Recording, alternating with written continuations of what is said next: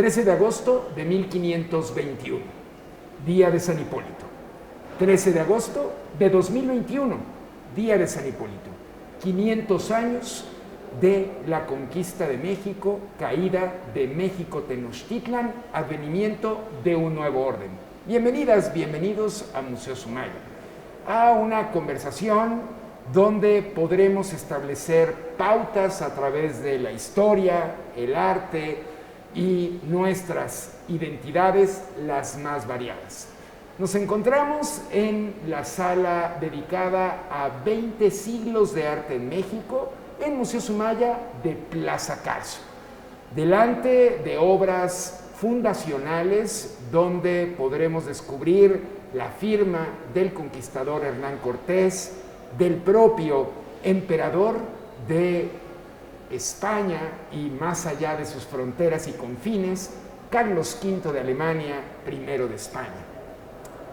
Y es una oportunidad la de establecer una conversación, una charla con la investigadora Dania Escalona y también de nuestro Departamento de Comunicación y Coordinación de Proyectos, Ana Paula Robleda.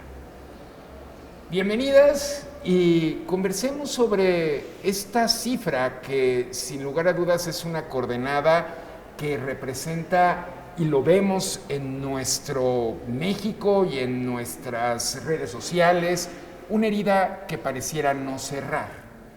¿Por qué? Yo creo que es un tema de a veces no acercarnos como nos deberíamos de acercar a las fuentes y a nuestra propia historia, ¿no? En muchas ocasiones la historia que nos enseñan en la escuela es un poco...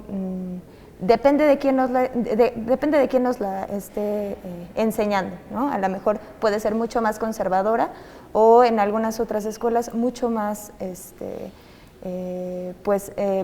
teniendo una visión más mesoamericana o más indígena, ¿no? Entonces, desde ahí hay una ruptura que creo que no debería de existir porque finalmente somos parte, o sea, nosotros somos consecuencia de este proceso tan importante que es la conquista, ¿no? Pero, ¿cómo explicar qué es la historia oficial?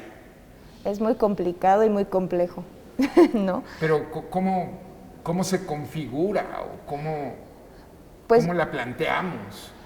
Es complicado porque finalmente las fuentes ni siquiera, no tenemos fuentes de dos manos, ¿no? Siempre es esta historia de los vencidos, esta historia que se da y se platica desde un punto de vista, que en este caso pues es europeo, es eurocentrista completamente, y que a veces tiene unos tintes que si no sabemos manejarlos, de cómo se transmite este conocimiento, cómo transmitimos estas ideas, estos hechos históricos, a veces pues generan confusiones y no están tan sólidas, ¿no? Porque hay veces que la gente dice, bueno, pues sí, es que las conquistas son sangrientas, ¿no? Eso es un hecho tácito, ¿no? Implícito, pero no quiere decir que la conquista, o sea, que la conquista sea mala, ¿no? Hay que tener ciertos tintes, que creo que eso es lo que nos falta mucho. No sé si mala, pero tampoco buena, más bien claro. No hay moralidad en un hecho histórico, ¿no? Correcto. No sé cómo lo percibes y cómo se ve desde un museo. Bien lo decía Dania, es complejo llegar como a un punto medio o un tanto más objetivo, porque pues siempre tendremos la versión de un lado y en el mejor de los casos una versión distinta, pero ninguna de las dos es objetiva, ninguna de las dos habla el hecho per se, sino cómo fue recibido o cómo fue vivido desde el punto en el que nos hubiera tocado, ¿no? Entonces digo, por el lado de investigación, que yo pues no, ni experta en el tema, ni experta en investigaciones, pero puedo entender la complejidad de llegar a un punto que resulte medianamente neutro, para entonces sí estudiar el hecho y no las interpretaciones alrededor del hecho histórico. Y creo que como pues también lo mencionaba Daniel, cómo se puede llegar a enseñar esto en escuelas, y me voy a meter solamente en este tema muy específico, ¿no? En la escuela, en la enseñanza primaria o secundaria, la manera en la que nos enseñan estos hechos históricos a veces ni siquiera es reflexionado, es aprendernos la fecha, aprendernos lo que pasó, quiénes estuvieron involucrados, y fin, de pronto nunca volvimos a tocar el tema, no reflexionamos sobre lo que implicó, y entonces la consecuencia quizá, unos años más tarde, cuando empezamos a tener un poco más de conciencia y reflexión sobre otros temas, nos llevan a darnos cuenta de lo que realmente implicó aquel hecho histórico que habíamos estudiado, pero nos vamos a quedar siempre con una información sesgada o con un punto de vista quizá no completo, porque solo la conocimos desde un punto de vista y quizás solo vamos a buscar fuentes que se asemejen a aquellas que nos enseñaron el hecho histórico. Favorece el hecho también de que naturalmente hay un maniqueísmo para abordar un tema de confrontación entre aparentemente dos grupos bien diferenciados. Una visión anterior al contacto y la de el propio encuentro con esa rudeza, fiereza, primero de la espada y después de un cambio cultural que trastoca todos los sentidos de una sociedad y sus imaginarios más hondos. El mundo mesoamericano, con un montón de culturas que no están tampoco unificadas, pero que entendemos con esta categorización, me parece siempre muy injusta, prehispánico, porque pareciera que todo se rige en función de la hispanidad, y no es así. Aquí había unas civilizaciones espléndidas, con un conocimiento de gran arraigo, y por otro lado, un mundo occidental que también es muy amplio, pero que se concentra en las huestes de Hernán Cortés, y en ese sentido, pues lo hispánico, lo español. Y eso, pues, pareciera que se van ganando bandos, ¿no? Es quien defiende lo que fue destruido, porque lo fue, y quien defiende la occidentalización de la que hoy también somos parte. Hoy hablamos español, hoy pensamos de manera occidental, pero también rescatamos muchos elementos, usos y costumbres, maneras de aproximarnos entre nosotras, entre nosotros. Comemos alimentos que han estado en la dieta de los primeros habitantes de este continente, pero esta relación pareciera que es categórica, el tomar partido. ¿Cómo le hacemos? Evidentemente, pues para no tomarlo, pero también es irrefutable que nos gana, ¿no? Una parte de la ecuación cuando sí vemos un colapso civilizatorio. Yo creo que, bueno, es que se me vinieron a la mente tantas cosas, porque creo que parte de lo que estás diciendo también es esencial en siglo XIX, ¿no? O sea que a veces el mexicano está como tan perdido, y entonces necesita un extranjero, que en este caso fueron los artistas viajeros, muchos de estos artistas que llegan a México a resignificar y a enseñarle al propio mexicano la grandeza del territorio, la grandeza de la cultura, que antes no la veía, ¿no? Entonces, pero bueno, ese es otro siglo y ese es otro hecho histórico, ¿no? Pero yo creo que es importante ver que las dos vertientes sufrieron, ¿no? Se sufrió tanto estas comunidades indígenas, ¿no? Por el sometimiento y por la conquista en sí, o sea, tanto religiosa como la militar, pero... Y muerte, ¿no? No, claro, fue sangrienta, ¿no? Y para los dos bandos, ¿no? Porque pero muy desigual, no, claro, ¿no? Evidentemente, ¿no? Pero también la mentalidad occidental con la que llegaron, pues era una mentalidad, pues ya sí en los albores, o sea, de la modernidad, pero era medieval, ¿no? Entonces, el tema religioso de venir a salvar almas es muy complejo, muy, muy fuerte, y también habla, pues, de la profunda religiosidad que se tenía en ese momento, ¿no? No estoy diciendo que, o sea, no estoy justificando ninguno de los dos hechos, ¿no? Son pueblos supersticiosos. Exacto, ¿no? entonces... Y en una coyuntura milenarista donde se piensa que estos grupos de pobladores incluso fueron justificados de esa manera como una de las 12 tribus perdidas de Israel, y entonces... pues el que quien llega a estas tierras es responsable de las almas de las personas, un hecho pues de alto sentido moral que nos lleva a pues modificar, me parece, todas las variables, algo realmente inédito en muchos sentidos, porque no se toparon con zonas desprotegidas o que no estuvieran altamente codificadas y que tuvieran desarrollo científico, tecnológico, artístico, códigos muy estructurados de pensamiento, altamente filosóficos, y que de pronto los conocemos solamente a partir de ciertos momentos, pero desde la occidentalidad misma. Y que esta también ha cambiado, porque no es lo mismo ver la conquista como quien la atestiguó a quien la atestiguó pero de forma lejana y escribe crónicas, a quien un siglo después la piensa o 2 siglos después también empieza a elaborarla, o en el siglo XIX con motivos de solidificar un discurso de mexicaneidad, o en el siglo XXI. ¿Cómo entender el hecho cuando no podemos ni siquiera, pues, de alguna forma tocarlo? Pues creo que justo,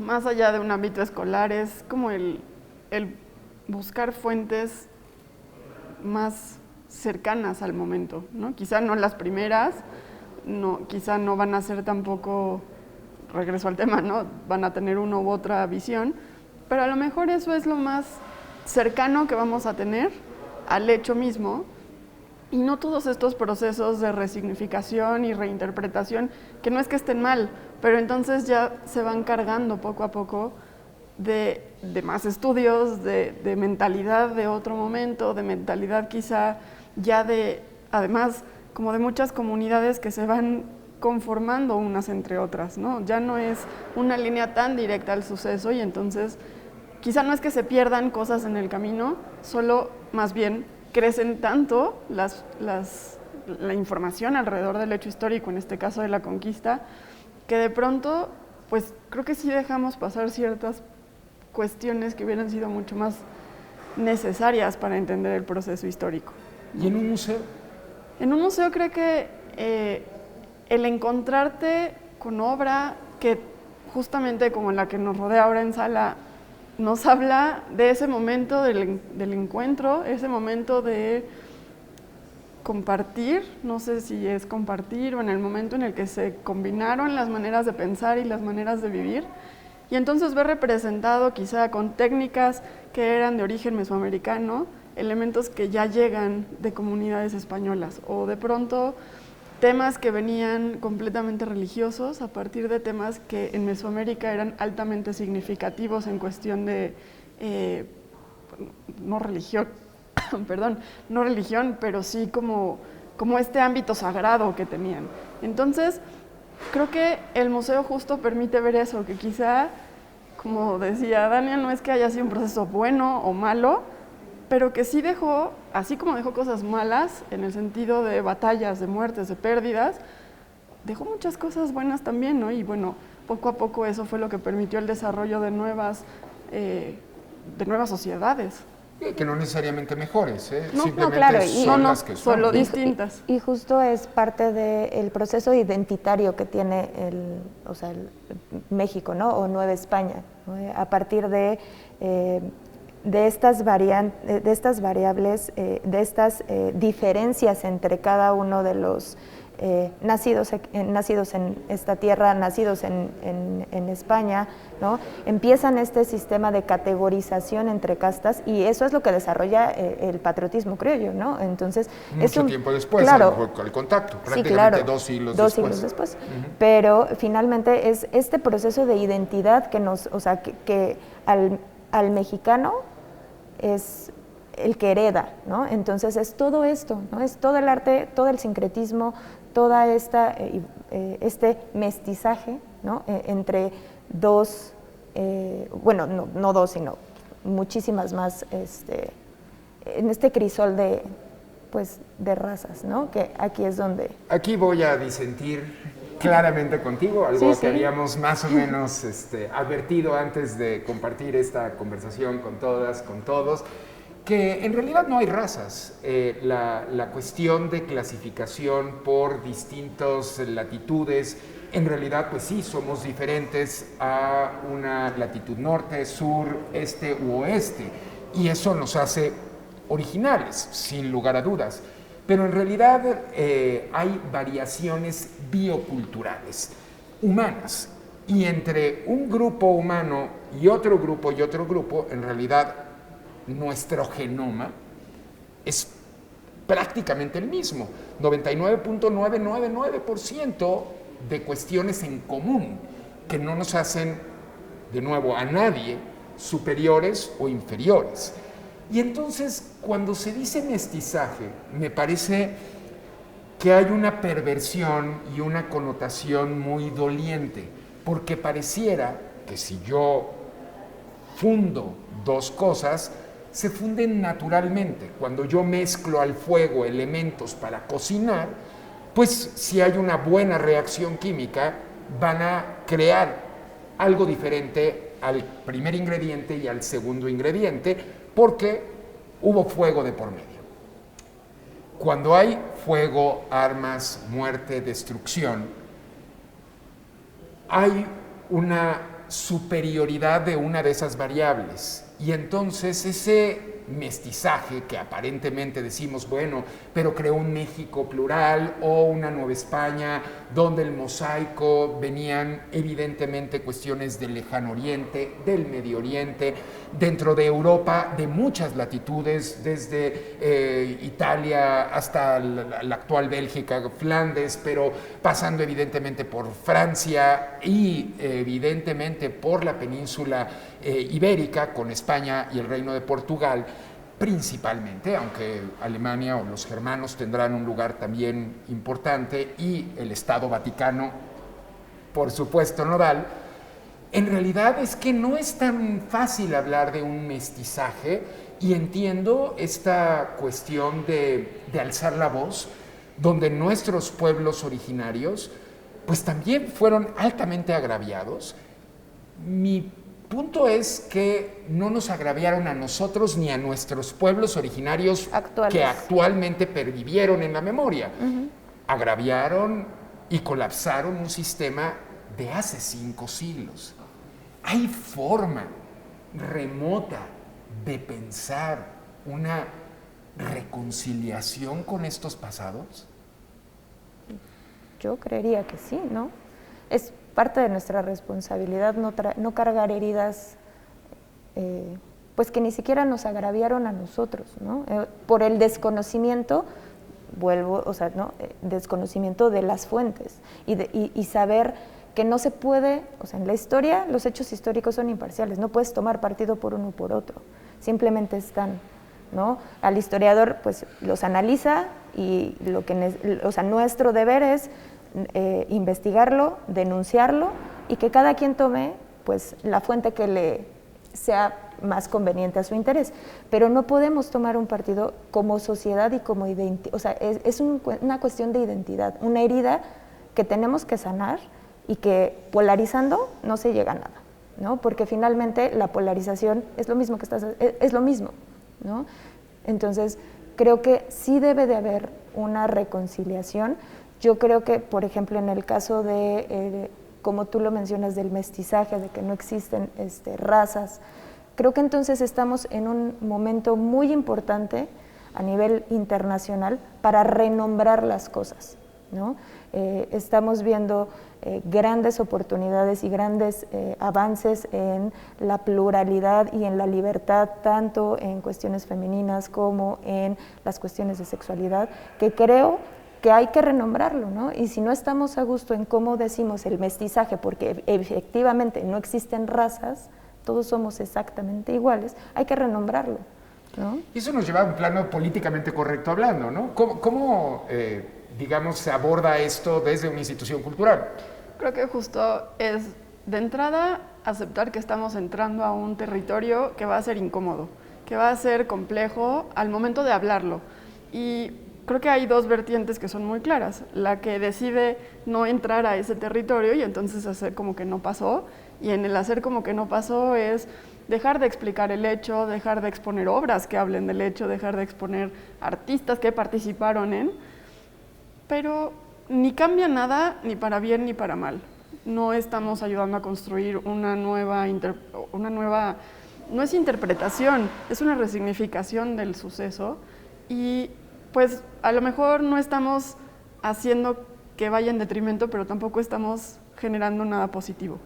Y la otra vertiente es aceptar que vamos a entrar en un territorio que va a ser complejo, que va a tener muchos baches y que se va a enfrentar a muchos obstáculos, pero que va a permitir una reflexión bastante interesante desde la actualidad sobre algo que pasó hace 5 siglos en donde a nosotros directamente no nos tocó, pero que somos el resultado de.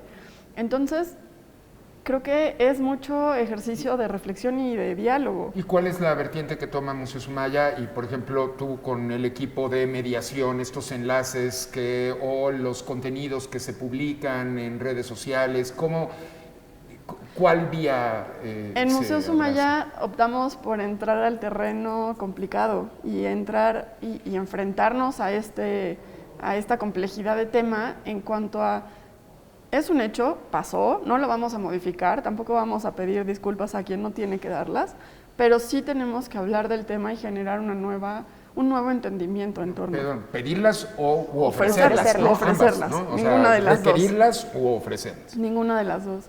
Y desde el museo, bueno, están las dos posibilidades.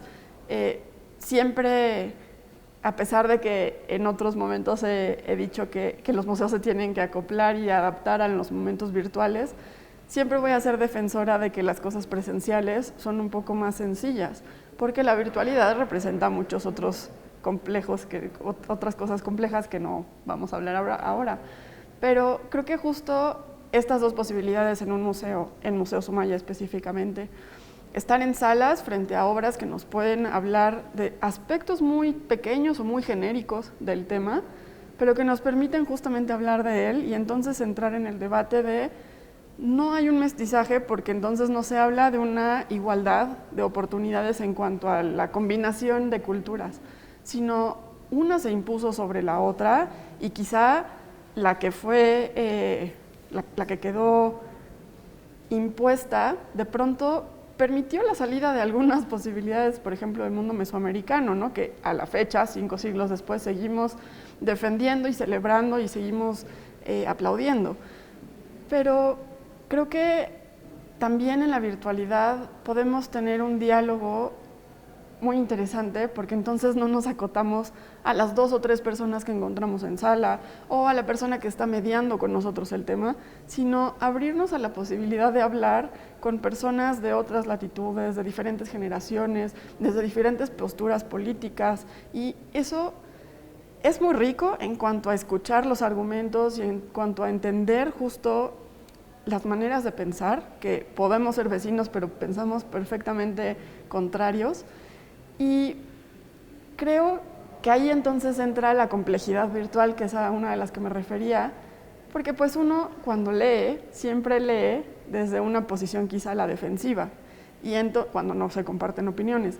Y entonces creo que en estos medios virtuales, si bien podemos abrirnos al mundo, también se vuelve muy polarizada la discusión, porque entonces no estamos, en el sentido que en el museo escucharíamos, no estamos leyendo al otro. Estamos leyendo palabras, no a la persona, y entonces se queda justo en discusiones que nunca llegan a un punto medio, ni tendrían por qué llegar, pero no llegan a un momento reflexivo, sino a encontrarse con discusiones y argumentos que también son válidas porque finalmente claro, están sobre la mesa de diálogo posturas que a lo mejor son irreconciliables, pero que al momento de expresarlas, pues ya hay una elaboración hasta catártica, ¿no? Y justo era lo que iba a decir, o sea, creo que lo más importante para poder hacer, o sea, crecer, renombrar, resignificar, identificarte, es el diálogo, ¿no? Entonces, si no hay diálogo y hay imposición, pues no estamos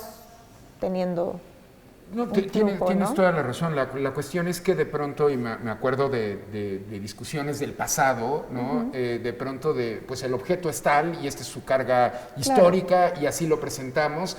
Y yo recuerdo estas discusiones diciendo, oigan, espérense, ¿no? O sea, entiendo que así fue, y una casta que no es la misma herencia cultural de la India, con todo un sistema hinduista donde no hay movilidad, pero pues hay una herencia esclavista donde nuestra pues vena africana, con un también dolorosísimo proceso esclavista, pero con una riqueza cultural también amplia, y que vemos en zonas donde pues se avecindaron primordialmente, quizá por el punto de llegada antes de diseminarse en el territorio novohispano, como lo es Veracruz, y que sigue siendo, o Guerrero, de raigambre, ¿no? Y que vemos este espléndido, riqueza de bailes, de colores, de este color de piel,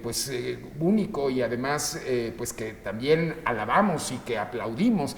Pero de pronto es, a ver, negro. Yo entiendo que no es nuestro mismo proceso al norteamericano, donde pues este periodo esclavista trascendió al siglo XIX y al XX con movimientos sociales que vemos hoy en día como heridas vivas y dolientes, ¿no? Sí, terribles. O sea, sí son procesos terribles, o sea, y a veces, como bien en algún momento lo dijiste, no nos toca, ¿no? Entonces no me trastoca, no es no fue alguien de mi familia, entonces yo lo veo a veces como muy lejano, o bueno, no es mi problema, ¿no? Que a veces nos pasa mucho en o hasta muchos... históricamente, sí, claro, ¿no? O sea, este es el hecho, ¿no? Sí, no, entonces pues sí, pero aquí en Nueva España hay, de verdad, era la cantidad de personas de diferentes latitudes que llegaron, que efectivamente a lo mejor no somos los mismos procesos históricos como lo fue desafortunadamente en Estados Unidos la esclavitud y todo el proceso que es hasta el 21, ¿no? O sea, vemos problemas hasta el 21, o sea, es de verdad impresionante la manera en que está arraigado estos pensamientos, estas formas no lo quiero decir así, pero así es, o sea, de racialidad, es impresionante. Y nosotros también a veces como latinos lo vivimos, ¿no? Entonces, pero también nosotros también toca. Aquí, porque aparentemente no se sufrieron cuestiones tan de facto. Aquí también hay clasismo, aquí también hay una discriminación pasmosa hacia grupos por su colorimetría de piel, o por de pronto su género, sus formas de pensar, de vivir, de tener, de sentir, y somos brutales también de este otro lado del Río Bravo, o sea, no es que aquí no suceda. No, pero refiriéndome al tema de la esclavitud que mencionabas, creo que no porque no te identifiques o no porque no te pasó, no exista y no te tengas que sumar estas causas, ¿no? Los objetos culturales tienen cargas simbólicas, y aquí somos responsables de cómo lo decimos, qué decimos sobre ese objeto. A veces se puede elaborar un poco más, a veces tenemos esta oportunidad de compartir la visión desde una institución hacia otros públicos que no sabemos quién nos ve, de qué manera nos ve, de en qué latitud nos están escuchando. ¿Cómo nos van a interpretar? Y cómo nos van a interpretar, efectivamente. Pero por lo menos compartir que estamos buscando que estas inclusiones de modos de pensar desde el siglo XXI también, aunque no se quisiera y busquemos la objetividad, en realidad estamos tomando posturas, estamos apostando por construir, aunque no se quieran, interpretaciones de un hecho del pasado, porque sería imposible no hacerlo, y que debatirlo desde pues Museo Sumaya nos permite también entendernos. ¿Con qué mensaje podríamos dejar cada uno de nosotros este día que es de, como decía Rafael Tovari de Teresa, nuestro primer secretario de Cultura, que conmemorar es hacer memoria? ¿Cómo conmemoramos 5 siglos de un proceso como el de la conquista de México? Es una pregunta un poco compleja. Creo que de entrada es el sí regresar a la reflexión, al hablar de la conquista, reflexionarla, reinterpretarla, pero también, como bien decía Dania, estamos en un momento en el que las cosas pueden renombrarse y cambiar, no porque queramos cambiarle el sentido al hecho histórico, sino porque queremos utilizar la manera más adecuada para referirnos a él sin lastimar a nadie en el camino, ¿no?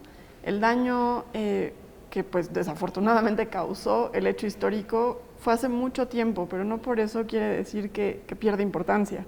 Solo habrá que repensar si hay una manera distinta de poder referirnos a exactamente lo mismo con palabras más atinadas, ¿no? Con palabras más certeras, aun cuando hasta hoy esas palabras con las que se han nombrado los hechos, colonización, conquista, en cuanto a castas, bueno, se utilizan infinidad de términos que de pronto podrían ser peyorativos en otro contexto. También entender eso justamente, que hay que leer las cosas a partir del contexto y entonces entender que quizás si dentro de una casta a alguien se le nombraba negro, no es por manera despectiva, sino porque a lo mejor tenía otra razón de ser que en ese contexto... O si era despectiva en ese contexto y que... Sí, más bien, o sea, es aceptar el que se le nombra de esa manera, bueno, o sea, ¿no? Y que a lo mejor actualmente, o sea, en la actualidad no se le va a nombrar de eso. O sea, sabes, no lo criticas, ¿no? Porque finalmente hay que leer.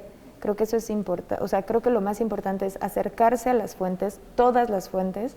No somos un pueblo que nos encante la lectura, pero creo que hay 1000 maneras de poderte acercar con textos muy pequeños, o sea, si se quieren aventar los textos y más importantes, pues también se pueden acercar, pero lo que creo es que hay audiolibros, ¿no? Hay mil maneras ya de acercarnos a estos hechos históricos, a que conozcamos, para no cargar esas heridas, porque de verdad no tiene ningún sentido cargarlas, ¿no? O sea, sabemos que están. Cuéntanos brevemente sobre 2 obras que me parecen interesantes, unas litografías que están aquí detrás de nosotros sí. Y también del biombo de la conquista. Brevemente, ¿qué encontramos acá de cómo se vio la conquista en otro momento bajo otras circunstancias Sí. en el siglo XIX? Y eso es súper interesante, ¿no? Estas 2 piezas que están en la parte de aquí atrás, bueno, pues son litografías que están acuareleadas por un artista francés que él es Eustache. Nicolás Eustache. Nicolás de Eustache Marín. Y son 2 escenas completamente distintas, idealizadas, romantizadas, ¿no? De una ópera que se hace de la conquista de México en siglo XIX. Se estrenó en la Ópera de París en 1809. El 28 de noviembre de 1809, ¿no? Y se llamaba Fernán Cortés. Hernán Cortés o La Conquista de México, ¿no? ¿no? La Conquête du Mexique, ¿no? Así, Y la manda Napoleón, la solicita para que se pueda... Napoleón Bonaparte. Sí, Napoleón Bonaparte, porque él quiere justificar, o sea, esa es la gran, bueno, es que a mí me encanta la historia, ¿no? Pero entonces lo fascinante de la historia. Cada quien está viendo las cosas y los hechos históricos desde su punto de vista. Desde un punto de vista completamente diferente. Entonces Napoleón Bonaparte dijo, yo quiero poner el hecho de la conquista de España, porque también pongámonos en el momento de siglo XVI, la potencia es España, ¿no? El imperio español, ni siquiera España, el imperio español, ¿no? Conformado por Castilla, por Aragón, la conformación de Granada, ¿no? O sea, bueno, el chiste es de que, bueno, es tan importante lo que hace el imperio español en ese momento que, bueno, trasciende 2 siglos después para que Bonaparte diga, yo lo voy a tomar como referencia para mis propias conquistas. Romantícenlo, idealícenlo, o sea, pongan a Cortés como el conquistador gallardo y guapo, pues, no, pero... En el libreto también el personaje del sacerdote que está ansiando clamar sangre, ¿no? Y buscar esos sacrificios que también se llevaron a un estado hiperbólico, ¿no? Donde pues todo era sanguinario y pareciera barbarie cuando evidentemente no lo era, ¿no? No era de esa manera. Exacto. Y justo, bueno, pues aquí vemos que así se llama la litografía, ¿no? Porque, bueno, la artista se inspira en esta ópera para poder hacer toda la serie de litografías. Esta se llama Zíngaro presenta a su hermana a Cortés. Hay pasajes en donde yo me volví un poco loca, dije, ¿quién es Zíngaro, no? O sea, ¿sí existirá Zíngaro en la historia? Entonces, buscando entre todos, pues no existe ningún Zíngaro, ¿no? ¿Y a quién puede referirse? A Jerónimo de Aguilar, ¿no? Okay. Justo que cuando llegan a Cozumel, se encuentran con Jerónimo de Aguilar. De una expedición de anterior. De las expediciones anteriores, ¿no? Exacto. Él no es, es el sacerdote, él no es el que se queda a habitar con los mayas y que tiene hijos con los mayas, ese es Gonzalo, pero aquí pues se está presentando, y creo que, bueno, eso puede ser una alegoría de Jerónimo de Aguilar, quien presenta a la Malinche o a Malitzin, ¿no? A Cortés. Podría ser que en realidad es Doña Marina, porque ella fue princesa de una población cercana a Coatzacoalcos, a Veracruz, y a la muerte de su padre es vendida como esclava hacia los españoles. Luego entonces ellos la bautizan como Marina, y la traducción. No, la reverencial forma de referirse a un personaje era con el sufijo sin. Entonces era Malitzin, y de ahí la castellanización a Malitzin. Y de ahí que se conociera bajo las culturas y pueblos mesoamericanos, en el último punto, como Malinche. Pero en realidad tendríamos que, en principio, hablar de ella como Marina. Doña Marina o Marina. Sí, bueno, y también aclarar que no es en Cozumel esta parte, ¿no? Es en Tabasco, cuando se presentan. Y en la parte de arriba, pues está Cortés destruyendo su flota, que en algún momento también, bueno, pues se había dicho que eran, que se había quemado los navíos. Que él había provocado el incendio de los navíos. Que los había quemado en el Golfo de México, pero bueno, pues ahora ya parece que fueron barrenados, hundidos, y que hay 2 anclas encontradas. No sabemos esta arqueología submarina tan importante desde nuestra Secretaría de Cultura, desde nuestro Instituto Nacional de Antropología e Historia, y con procesos impecables de estudio sistemático donde ciencia, tradición historiográfica nos ayudan a situar geográficamente puntos y empezar a ver si es posible identificar estas naves hundidas. Claro. No. Y el biombo, que es anterior a esto, ¿de qué manera nos ayuda hoy a entender 500 años? El biombo yo creo que es importantísimo, porque pues es una pieza patrimonio, es un monumento artístico, y el proceso identitario, pues es que nos está narrando y nos está dando la visión de siglo XVII, la visión que se tiene de un hecho histórico de un siglo antes con un artista del XVII, ¿no? Entonces, que puede ser Pedro Villegas, ¿no? Sí, bueno, la atribución está a Pedro Villegas, y creo que también es importante, aparte de, estoy hablando de las 10 hojas del anverso, ¿no? Que es la conquista. Entonces se pueden ver personajes, se puede ver la manera en que se están nombrando a los hechos, ¿no? Porque tienen las cartelas con los hechos históricos, con los lugares para poderlos identificar. El Paseo del Pendón, ¿no? Creo que hay puntos en donde que a veces no conocemos de todo este hecho histórico cuando uno no está tan empapado de las fuentes ni de los relatos, ¿no? Hay personajes que también son, como lo habíamos dicho con la Malinche, que dice la Malinche y su padre, ¿no? Entonces su padre pues es, suponemos que Jerónimo de Aguilar, ¿no? Porque pues no conocíamos al padre de la Malinche. Entonces sirve muchísimo para poder explicar en una visita este proceso histórico, la noche triste, que si no es noche triste, que ya no se llama noche triste, ¿no?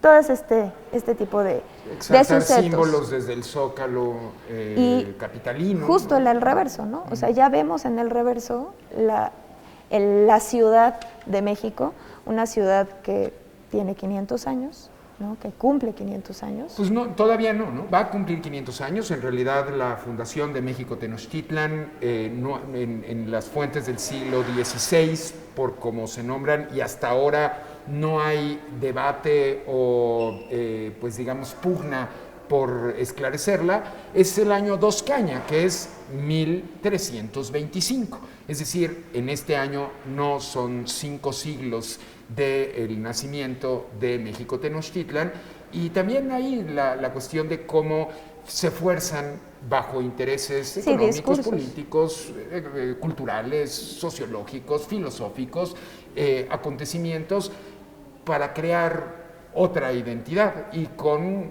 pues las cuestiones que pueden ser positivas o negativas, pero que es las que están construyendo el México del siglo XXI. Y por eso, pues quizá apostar por reconciliación, ¿no? ¿No crees? Pues es que, como bien también decía Dania, es necesaria, ¿no? Quizá para llegar a la reconciliación se necesita pues el entendimiento desde el siglo XXI, desde hoy cómo vemos esas cosas, sin querer juzgarlas, porque no tiene sentido llegar a ese punto. Es entenderlas y entenderlas como fueron, sin darles otra carga, sin querer cambiar el discurso, porque no se puede, ¿no? Sí, me parece que a 5 siglos es necesario no responsabilizar ni a un grupo ni a otro, tampoco enaltecer figuras unívocas, ¿no? Que de pronto se quedan consignadas en una memoria entre el conquistador Hernando Cortés y Doña Marina, en un proceso sincrético de herida abierta, que en palabras del propio filósofo mexicano Samuel Ramos, retomadas por Octavio Paz en su Laberinto de la Soledad y después resignificadas por Carlos Fuentes en El Espejo Enterrado, el hecho de una fractura que nos lleva a la madre violada, literalmente a la chingada, y que necesitamos resarcir esa voz que duele, que nos lleva a la fractura más íntima, y que pues también con responsabilidad poder cerrar la herida. Y así como de pronto en esta convocatoria que les hacemos desde las redes sociales, podemos ver un museo vivo donde se escucha a la gente, un teléfono, donde estamos partícipes de la misma sala.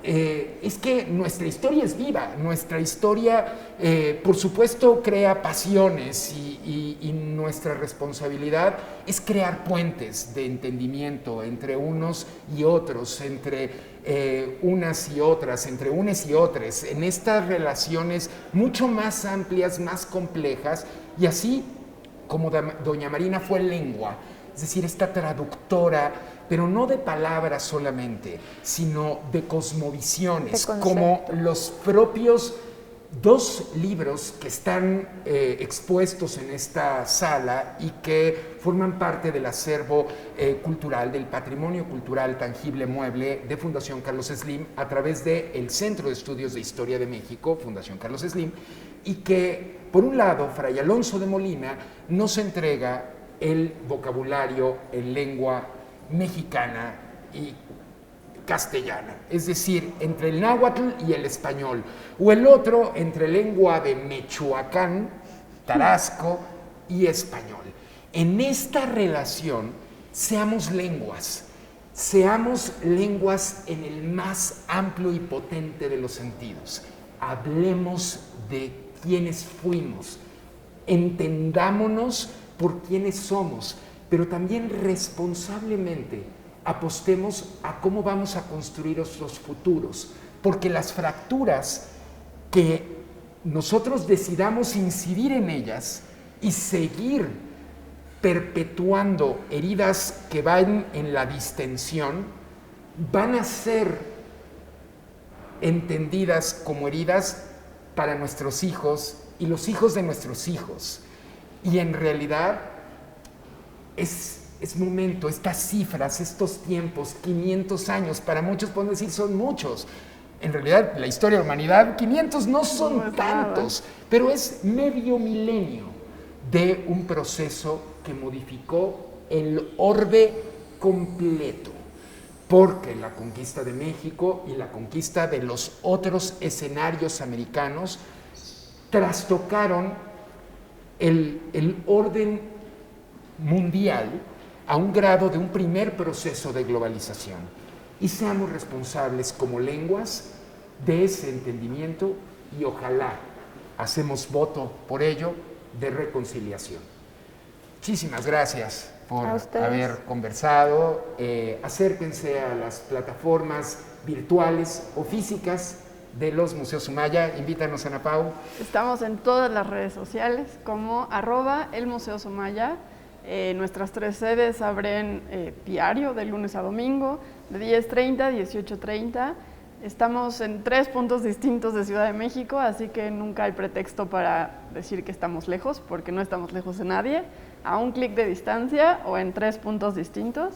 Y pues siempre buscamos tener colaboraciones, tener acercamientos, préstamos con otras instituciones culturales, con otros estados, entonces siempre llegamos a donde menos se pueda esperar y pues qué mejor que seguir compartiendo arte con todos nuestros públicos, ahora públicos físicos y virtuales que cada vez suman más.